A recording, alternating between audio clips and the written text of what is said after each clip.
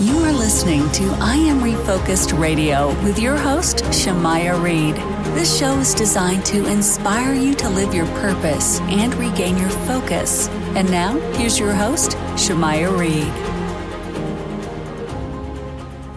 Hey, welcome to I Am Refocused Radio. We are here once again. And man, today we have another amazing show lined up for y'all today. We're going to talk to the one and only Rocky Buckley. He has an amazing website and he has an amazing service that he does. He is the creator of the Platinum Path in the Power Persona Project. First and foremost, I want to welcome you, Rocky, to the show and say, how are you doing today, sir? Oh, great to be here. It's a nice Friday night. We're relaxed. We're right ahead of the weekend. So we're going to have a good conversation here today. Thanks for having me on.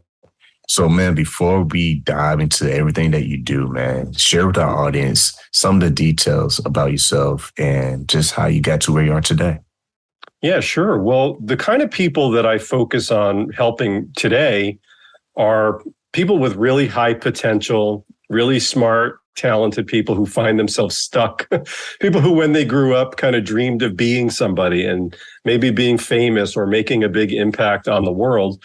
And, you know, while they're really smart and they're talented and really good at what they do, they need some help in figuring out how do they become the best version of themselves, especially in the social age that we're living in, where we're all on some level having to be a public figure on social media. And how do we actually, you know, if we want to make that impact on the world, we want to make that difference, how can we stand out, get attention, break through all of the noise and the clutter that's out there and really get our message through?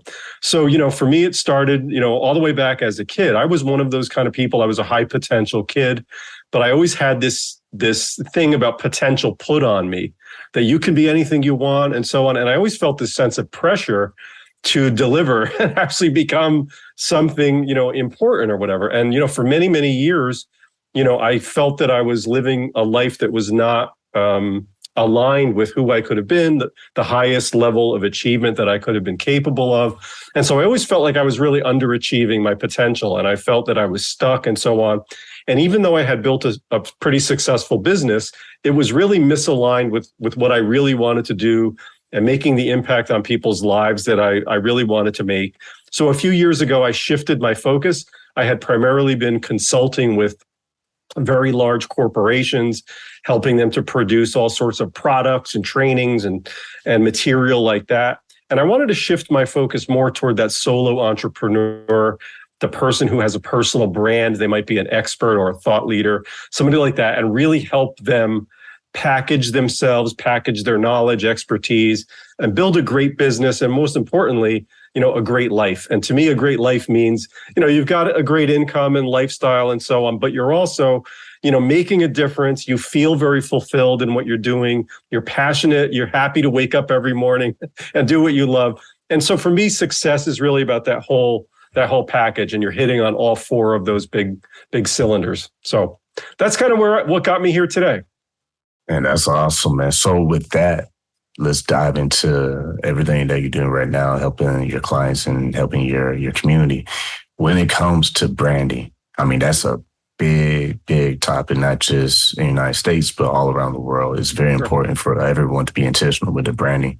But when it comes to just having that personal branding and just that conscious of identity design, what are the steps for the individual to discover their core brand and the message that's behind it? Yeah, I think the one thing that people focus on primarily when they think about personal branding is all of the external items. You know, what does my website look like? What does my social media, you know, profile look like? What my photo shoot, maybe my fashion. What am I projecting externally? What are my fonts, you know, the logo and all of that kind of thing. People mostly think about branding as an external, you know, process or what people see visually. And to me, it really goes a lot deeper than that. And there's something internal that makes all of those external things work. And that's when a person is truly in touch with their sense of purpose in life. You know, why am I here? Who am I here to serve? They see themselves as a person capable of helping those people.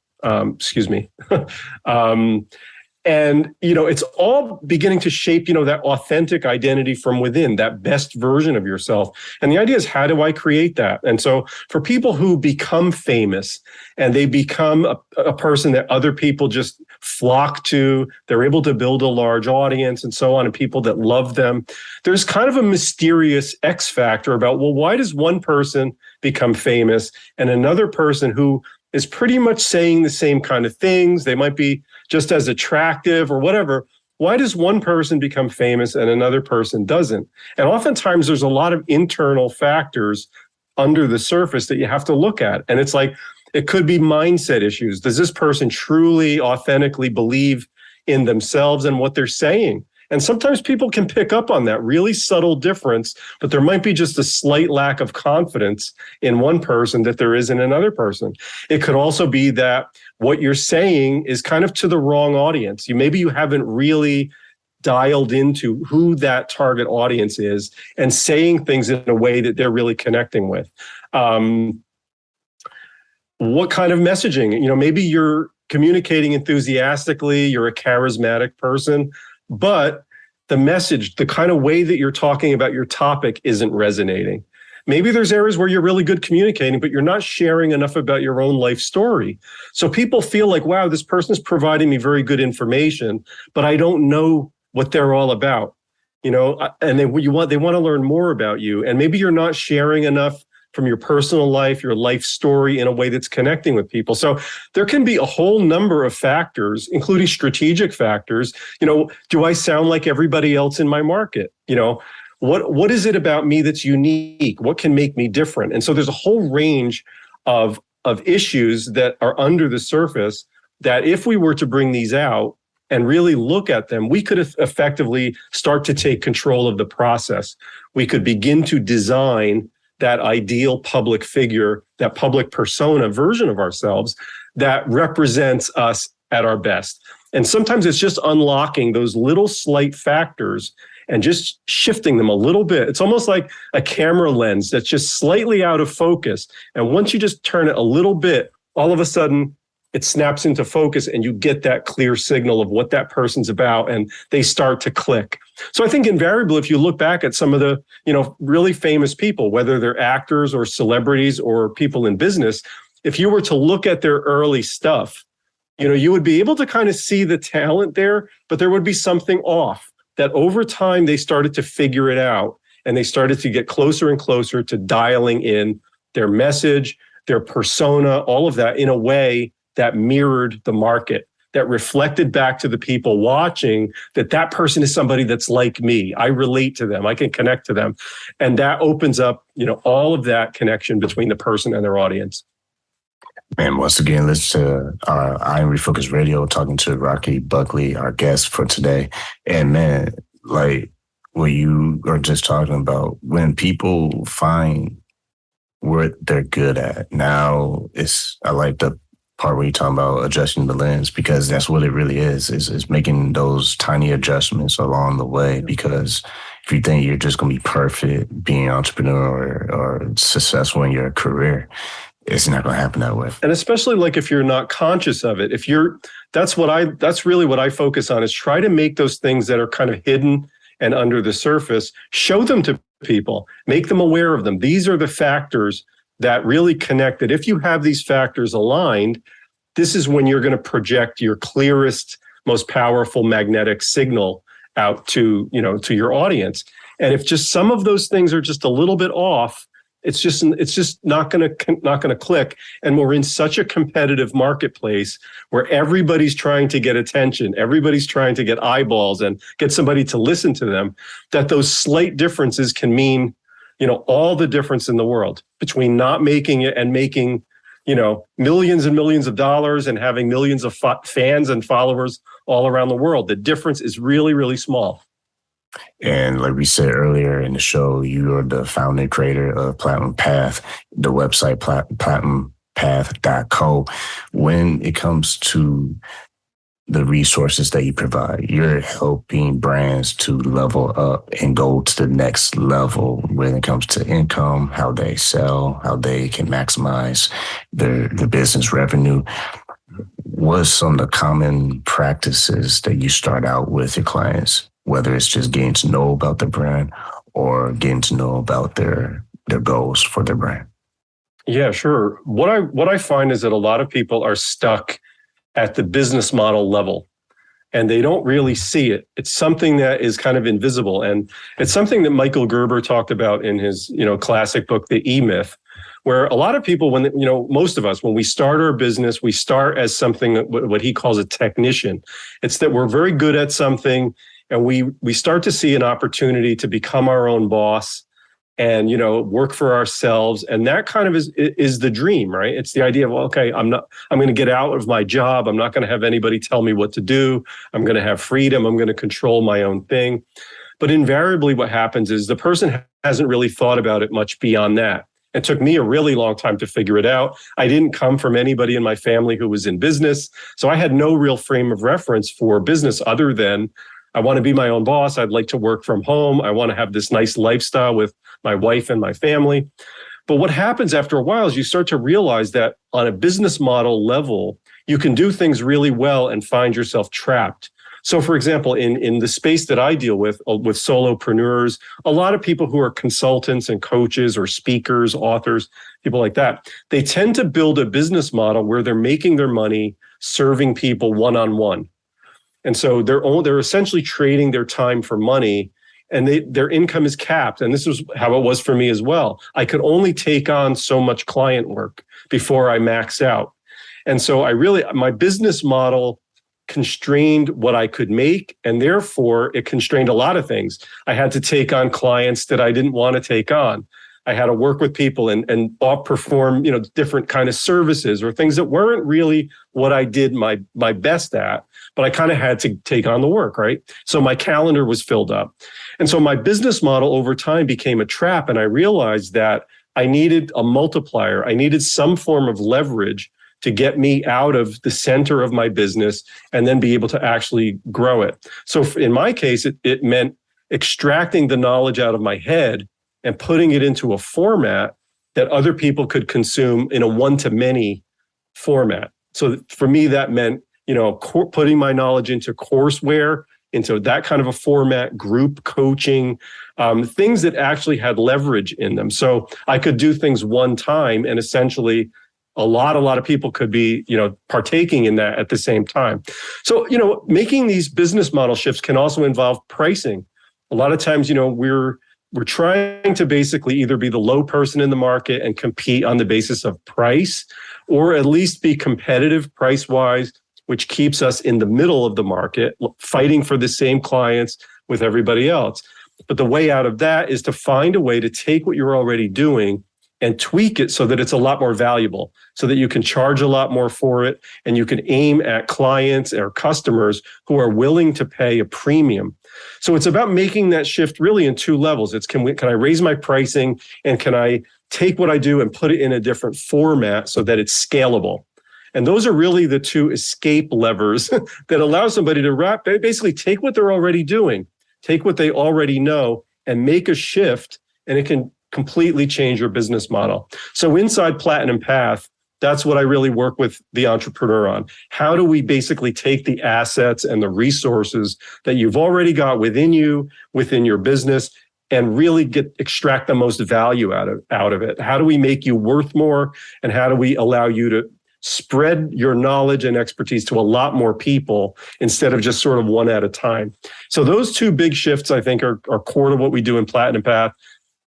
Then we teach people how to systemize what they know into intellectual property and position their business so that one day it could even be sold to an outside party. So a lot of us don't even think about that. It took me 10 years in my business to realize, like, I could sell my business one day to somebody. Somebody would actually be interested in buying my business. It never even occurred to me because I was mostly in it to be my own boss and work for myself. And I never thought about the escape path out, that I could have a windfall or, a cash out one day. So when we think about our business at this business model level, it can really make a lot of profound shifts in what we do day to day. And so that's what I take people on what I call a Platinum Path, to higher pricing and much more scale in your business. And that's That's some good points there when entrepreneurs are thinking about being their own boss, quote unquote. That's the easy stage.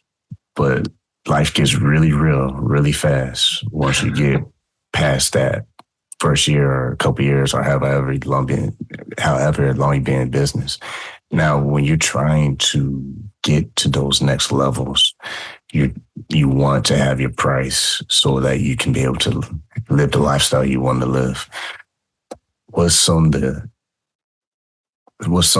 right steps entrepreneurs should generally make before they make that decision to just up the price? Are there certain rules? I think there's a lot of people in like the high ticket program space that talk about pricing as if it's just a mindset issue, that it's just something like you just have to decide you're worth it. And that you could just go, okay, I'm worth it. So I'm going to now 10 times what I'm charging. That invariably doesn't work very well. Now, there are people who are great at what they do and they're severely undercharging. So for those people, it's like a revelation. And you can have people like that who, if they finally do charge what they're worth and their business skyrockets. And I think those are a lot of the success stories that you see. You know, a person who was severely undercharging and just decided, I'm going to fix my mindset. I'm worth it. And I'm going to now just puff my chest out a little bit and say, you know, they make that mindset shift. For most of us, though, we actually do have to become more valuable. And so it requires really understanding what value is and what are those triggers that will enable a person to charge more, or for the buyer, what are those triggers that cause somebody to say, I value that, I want that, and I'm willing to spend a lot of money on that? So I talk a lot in my program about value and motivation and really understanding those mental and emotional levers inside the buyer that make them be willing to pull the trigger on, you know, a $10,000 program or something like that. And typically it's the value of the problem, right? So for example, if you are a personal trainer and you typically work with people who they want to get in shape for the beach, you know, they need to lose 10 pounds or something like that, get in shape, be a little more fit.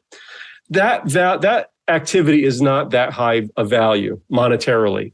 But to somebody who needs to lose 100 pounds and transform their body radically because maybe they have some health issues, and the solution of transforming their body would change their entire life. It would change their health. It would change their relationships. It would change their business prospects because they look totally different. Their energy level is much higher. For a person like that, being able to have a body transformation, it's almost a priceless result if they can get that. So if you're a personal trainer, basically the same techniques you would use to help someone lose 10 pounds could be applied to someone losing 100 pounds. The person losing 100 pounds has much more urgency. The problem is much more severe, and the value of getting that result is much, much higher. So sometimes it's just taking like, what do I already know, and just apply it in a bit of a different direction. And now all of a sudden what I do is worth a lot more. And that can be in, you know, whether it's business or relationships. Sometimes we have to just become more valuable. Another way to become more valuable is to change the way that we deliver our solution. So if, you know, the way that we're typically working with people is hourly, you know, 30-minute or 1-hour sessions, there's no real intellectual property, there's no real system or framework that we're taking people through. We're essentially bringing people into kind of an open-ended process. They don't know how long it's going to take. And from the coach or consultant standpoint, we kind of have mixed incentives because we want them to stay with us and keep paying us. So we want them to stay with us longer. So we kind of we don't mind if they don't get the results that fast because we want them to pay, right? So if we can shift what we do to a defined result in a defined time frame, if we can promise somebody, say in 90 days, you're going to get this kind of a result. It's a fixed time frame, and I've got a set process or system that I'm going to bring you through in those 90 days to get that result. Suddenly, the perceived value goes way, way up. People can suddenly start to say in their mind, losing 100 pounds, is it worth $5,000 or $10,000 to me? If I could lose 100 pounds in the next 90 days, let's say, would that be worth it to me? So we're putting the value right in front of them in a way that's very clear. They can see the result, they can see the price, and then it's very simple to decide, is it worth it? Should I go for it, right? When we don't have that, the perceived value is all over the place. when we're just kind of charging a certain hourly rate, and the person is saying, well, at my job, I'm only making this much per hour. So, but as a coach, I'm paying you like 10 times what I make. It kind of doesn't compute at some level. But if it's framed in light of a specific result, they're paying not for the hourly work, they're paying for the result. It completely clarifies the value of what they're paying for. So I would say those are really kind of the hallmarks of really raising your profile, becoming more valuable in the problem that you solve and in the way that you solve it. When you can do those two things, it can be transformational in your business. It's almost like comparing a Happy Meal to a luxury car. It's going to be way differences in those two scenarios. But it doesn't mean that you're selling to the affluent. Like I think a lot of people, one of the fears that people have about going more high ticket in their business is to say, well, only rich people can afford that. If I elevate my pricing that much, I'm going to limit the kind of people that I can help only to the wealthy who can afford it. And that's really not the case, because what we find is when people want a result really badly, they will find the money. People are very resourceful. And when we want something and we really believe that can help us, we'll figure out a way to get the finances. Now, again, this assumes that you're actually really good at what you do and you can get the result. And I think that's one of the things that people have found over the last few years in the high ticket space. There's a lot of people selling stuff that doesn't work, and a lot of people have gotten burned. So if you're going to go this route, really be conscientious and make sure that you deliver a result and you can basically, provide what you're promising to people, or don't do it. Use good values and morals and just make sure that you're doing the right thing. And I listen to, other shows, podcasts and stuff. And I also hear that when you're making that kind of level of income, you most likely are investing a lot of that in yourself as well. Yeah. Like you're not just, like you said earlier, you're not just saying, oh, I'm worth X amount of dollars, so I'm just blow it all off and just enjoy life. No. You're probably investing in conferences, you're probably investing in books, you probably have a coach, or you probably have certain resources that are in your lifestyle that's allowing you to pour that value into your clients. Absolutely. Yeah. I think that, for many of us who've come to this point in our careers, we've invested a lot. If you just were to look back, at least for me, I started my business in the last century. So like over the last, we're now in 2022, the last 23 years or so, I look back at the things that I've invested in, and some of them worked and some of them didn't, but all of them to some degree contributed something. And, even though there have been things that haven't worked out, I've, spent $5,000 on a weekend conference or a $10,000 program or something like that. There was always some value that I could extract out of it, even if it didn't live up to everything that it promised. Again, I want people to, deliver what they promise. But when you invest in yourself, invariably, it comes back to you in any number of ways. So I always recommend, that is the number one thing that you can do, is invest in your own skill, in your own development, because the more powerful, the more intelligent, the more aware you become, it has a ripple effect that carries throughout everything you do from that point forward. Man, once again, we have the honor of talking to our guest today, Rocky Buckley. You go to his amazing website. His website is platinumpath.co. Man, before we sign off, time flies by when we're having fun. When people are learning more about your services, all the resources that you have, what's that one thing that separates you from everybody else, that puts your fingerprint on how you're doing your business? Yeah, I think it has to do with the 20-something years I spent in consulting with a lot of big companies and working with a lot of authors and experts in 9 different countries. I've actually had my hands on over 3,000 projects that I've helped my clients bring to reality. So I'm somebody who has a prolific track record of getting things done in the real world and getting real results. And I look around me in the space that I'm in, and I don't really see anybody else who has a track record like that, even close to anything like that. And I think that the real difference for me is that I see helping people and taking people through a process of transformation very much through a project management sort of lens. I'm all about like building the systems and the timelines and the deadlines and the deliverables, and really helping somebody go through a step-by-step process where everything's really clear and you're on a track that will lead you to that result. You will get the outcome if you follow the steps. And so I think it's that sensibility that I built up over all these years, working with clients and creating all of these projects and products, that's given me that focus. So it's not like we're just going to meander and float around and you're not really going to get help. It's like, I will drive you through a timeline to get that thing that you want done, actually done, and get it into the real world as a real thing. So I think that just gives me a very different point of view than a lot of other people have.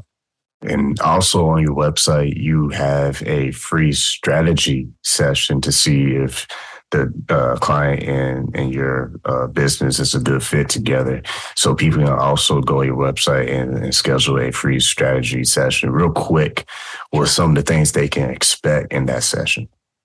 Sure. In that session, we're going to talk through what your goals are and what your desires are and what's been holding you back. And, a lot of these things, people have become very suspicious of strategy sessions because, invariably it's a sales call. And for me, I don't really look at it that way. For me, it's a pretty deep probe. I don't work with very many people at all one-on-one. It's a very, very tiny part of what I do in business. So I'm mostly, looking to see people that can I really help you, but it's also I'm disqualifying a lot of people that I can't help. So for me, it's a real deep dive. I really want to find out about the person and explore and see, can I authentically really help them? And also it's to build that rapport. Do they want to work with me? Can they trust me? And so on. So it's a real deep dive session, and hopefully they get some value out of it. I give some good strategy and some advice and so on. And, it's worth the time. They always come out of it with something valuable, I think. So. Once again, man, listen, I Refocus Radio. I'm talking to Rocky Buckley. Go to his website, platformpath.co. If you're ready to take your business to the next level and really serious about delivering the income and lifestyle that you really want, you need to go check out platformpath.co. Sign up for that free session. You can't beat that. I mean, you already have the foot in the door. I mean, what else can you ask for? So once again, man, I want to say thank you to you, Rocky, and for to have the last statement, man. What would you like to share our audience before we sign off? Thank you so much. And yeah, in addition to going to my Platinum Path website, the best way to get to connect with me is just inside of my free Facebook community. So people can go to powerpersonaproject.com. It's a free Facebook group. I'm in there all the time. And I think that's really the best entry point for people to make that first step, make that first connection, get in the group, see what I'm all about. You're going to see me operate on a day-to-day basis. You'll also get access to a lot of my interviews with people like Dean Graziosi and Kevin Harrington from Shark Tank and a lot of other people, Stu McLaren, Pedro Adeo, many, many others. So that's totally free. And you could just come in and lurk and hang out and never have to actually sign up for anything like a strategy session, and just get to know me as a person and connect that way. And then we can always take it from there afterward. So powerpersonaproject.com for the free Facebook group. Man, you can't beat that either, man. Once again, a lot of great value in this episode. I encourage you to listening right now. Share this with anybody that you know is a seasoned veteran and entrepreneurship business owner, or they just got started. So once again, get connected as soon as you can. Rocky Buckley, I want to say thank you, sir, taking time to schedule, talking to us today, man. Oh, you got it. My pleasure. Great questions.